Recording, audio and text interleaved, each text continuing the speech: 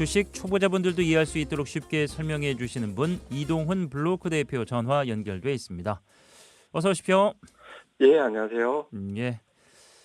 뭐 트럼프 얘기부터 출발해 보도록 하겠습니다. 어제 기자회견이 예견돼 있어서 뭐 그간 군부를 떼고 있었던 종전에 대한 이야기가 나올까 싶었습니다만 이걸 뭐 타코로 보기도 뭐하고 재탕, 삼탕, 맹탕 평가가 많은 것 같아요. 예, 사실은 어제 이제 시장에서 기대하고 대부분 다 직전까지 나왔던 뉴스들 종합해 봤을 때는 아마도 전쟁을 마무리하는 일정을 공개할 것 같다. 네. 이렇게 생각을 했었거든요. 그래서 뭐 물론 이제 이란하고 협상이 구체적으로 진행된 게 어떻게 되는지는 알 수는 없지만 직전까지 뭐 2, 3주 이내에 철수, 그다음에 호르무즈 해협 봉쇄를 풀지 않아도 전쟁 끝낼 수 있어. 이런 메시지들이 계속 나왔기 때문에 이번에는 이번 전쟁 우리가 승리했다. 그리고 우리는 언제까지 물러설 거야. 이런 이제 구체적인 스케줄이 나올 걸로 기대를 했는데 트럼프 대통령은 똑같은 2, 3주 이야기를 하면서도 그 2, 3주는 철수라는 스케줄 쪽보다는 이란을 집중적으로 공격하겠다. 그리고 이제 최근 들어서 자꾸 석기 시대 이야기를 하잖아요. 그러니까 이란을 네. 석기 시대로 돌려버릴 정도로 많이 공격을 하겠다. 이런 예. 메시지가 나오다 보니까 시장에서 느끼는 거는 2, 3주 이내 철수, 그 기간 동안에 점진적으로 후퇴하면서 국제 유가는 점차 떨어질 것이다라는 기대를 했는데 오히려 2, 3주간에 집중적으로 공격을 한다라면 그 기간 동안에 국제 유가는 더 올라갈 수도 있는 거고 또 전쟁 2, 3주 이내 끝난다라는 보장이 없게 되는 거잖아요. 그래서 네. 이런 부분들에 대한 부담이 있었고 또 하나는 트럼프 메시지가 너무 일관성이 없다라는 거예요. 그러니까 하루 전에는 철수할 것 같은 취지로 계속 이것저것 메시지 올리다가 그 다음 날은 완전히 반대되는 메시지를 내보내다 보니까 트럼프 자체가 어떤 발언을 하면 이제는 변동성, 그러니까 뭐 일관성 있게 어떤 방향을 가기보다는 변동성만 유발한다. 이렇게 이제 흐름이 만들어지게 되면서 네. 전반적으로는 트럼프의 메시지 자체가 시장에서는 상당히 부담으로 작동하는 그런 요인이 됐었습니다. 예. 뭐 트럼프 얘기는 뭐 이제 청취자분들이 이제 지겨울 만큼 그 인물이 이제 어떤 인물인지 다 드러났기 때문에 미국 시장도 뭐 헤드라인 장세 결국에는 이제 혼조세를 보이다가 약보합 강보합 뭐 마감도 일관성이 없었네요. 예, 뭐 장 초반까지만 해도 나스닥 지수가 한 2% 정도 하락했었거든요. 그러니까 네. 트럼프 발언 그러면서 이제 국제유가가 지금 WTI가 110달러까지 올라갔잖아요. 그 국제유가 110달러까지 올라가 버리니까 여기에 대한 어떤 부담이 좀 있다 보니까 이제 국제유가 올라가고 주식시장은 이제 빠지고 이렇게 됐다가 시장이 뭐 이거 위로를 받았다고 해야 되나 증시가 이렇게 된 게 네. 엉뚱하게 이제 이란에서 나온 뉴스 때문에 이제 올라갔습니다. 그러니까 이란에서 나온 뉴스가 이란하고 오만하고 호르무즈 해협에 배가 안전하게 통과될 수 있는 절차를 만들어 나가고 있다. 이런 음. 내용이 보도가 됐거든요. 그러니까 뭐 어떻게 이제 어떤 과정을 거치면 이제 호르무즈 해협을 무사히 안전하게 통과할 수 있도록 이제 조치를 취할 거다. 이런 이제 뉴스가 나오다 보니까 이란도 어쨌든 해협 개방을 원하는구나. 그리고 이런 구체적인 절차가 진행이 되고 있구나라는 것들을 이제 투자자들이 확인하게 된 거죠. 그러니까 이게 오만하고 같이 하게 된 건 호르무즈 해협 자체가 이제 이란하고 오만 사이에 있잖아요. 그러니까 두 나라가 이걸 이제 보호해주는 그런 역할을 하겠다라는 거니까 물론 이제 이면에서 생각을 해보면 통행료 받으려고 저러나 보다 이제 그 생각이 들긴 하지만 어쨌든 해협 자체가 개방된다라는 쪽으로 해석이 되니까 곧바로 이제 주식시장이 이제 보합까지 올라와서 종가까지로는 2% 하락한 상태에서 보합 올려놓고 그 상태에서 이제 진동하면서 국제유가 떨어지면 더 올라가려고 했던 것 예. 같은데 이제 유가가 안 떨어지다 보니까 그 상태 그대로 진행이 됐던 것 같습니다. 뭐 채권 시장 뭐 유가 주식 시장 할 거 없이 엄청난 혼란인데 그 와중에도 종목을 보면 테슬라는 뭐 유난히 좀 많이 빠졌네. 예, 테슬라가 이제 1분기 자동차를 얼마나 팔았는지 인도에 예. 이제 요게 공개가 됐는데 시장에서 예상했던 것보다 좀 부진하게 나왔거든요. 그러니까 이제 테슬라는 최근에 뭐 스페이스X가 뭐 그 상장이 된다, 상장 준비를 한다더라, 뭐 로봇을 어떻게 한다더라 이런 뉴스가 나올 때는 이제 긍정적으로 반응하지만 네. 본업이 이제 전기차 얘기만 나오면은 좀 위축되거든요. 근데 음. 이번에 한 36만 대 이상 좀 판매됐을 거야, 인도됐을 거야 이렇게 생각을 했는데 35만 대 공개했거든요. 그래서 본업이 안 되는구나라고 이제 수치가 나오다 보니까 이제 실망해서 오늘 좀 5% 넘게 빠졌습니다.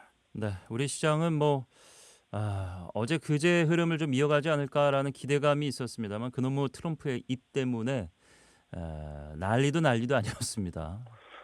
예, 뭐 초반까지만 해도 이제 상승 출발했었고 네. 그리고 원래 이제 크게 올라간 다음 날은 좀 매도 물량이 자연스럽게 나오긴 하거든요. 근데 예. 이제 초반에 또 추가로 올라갔던 건 이제 트럼프 대통령이 아무래도 스케줄을 공개할 거야 이런 기대감이 나와서 이제 올라갔었는데 처음에 첫 문장부터 좀 되게 장황하다. 저도 이제 계속 봤거든요. 근데 예.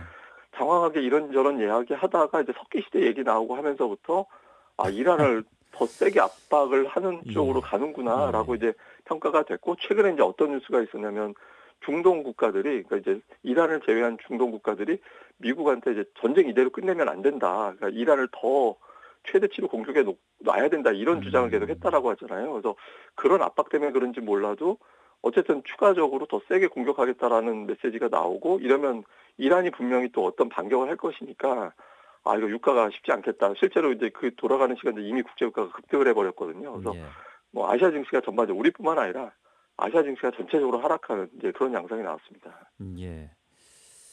이게 이제 전날 8% 어제 4.5% 정도 코스피 기준으로 본다면은 하루 사이의 변동성이 한 12, 3%인데 야, 이거 어떻게 봐야 될까요?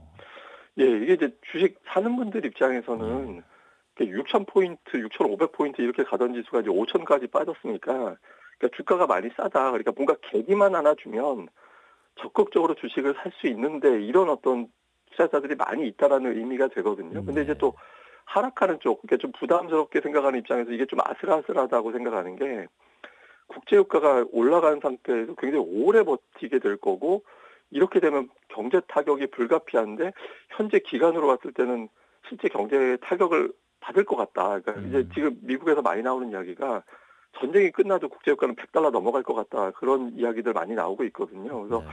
지금은 아무래도 경제 지표에 대한 불안함이 있다 보니까 사더라도 어떤 확실하게 정리되지 않는다라면 바로 팔아버리는 음. 흔히 얘기하는 이제 자금이 전체적으로 단기화돼 버렸거든요. 조금 전에 이제 헤드라인 장세라고 표현했습니다만은 예. 표현해 주셨는데 장세 자체가 안정적이기보다는 이제 뉴스에 따라서 샀다 팔았다만 이제 반복이 되고 있어서 당분간은 뭐 이게 전쟁이 확실하게 끝난다라는 회의가 이제 확정되기 전까지 회의가 확정되기 전까지는 이렇게 뭐 흔히 얘기하는 이제 단타 장세, 메뚜기 장세 우리가 보통 그렇게 표현하는데 네. 왔다 갔다 하면서 이제 등락만 반복하는 그런 형태가 될 가능성이 높아 보입니다. 예. 매수 매도 주체를 좀 들여다봤더니 코스피의 경우에는 와, 개인이 어제도 이렇게 많이 샀습니까? 예, 어제 개인 투자자들이 좀 많이 사긴 했는데, 근데 이제 특징이 하나 있었습니다. 어제 네. 이제 외국인들이 순매도 했거든요. 어제도 근데 결과적으로는. 좀 근데 줄었죠.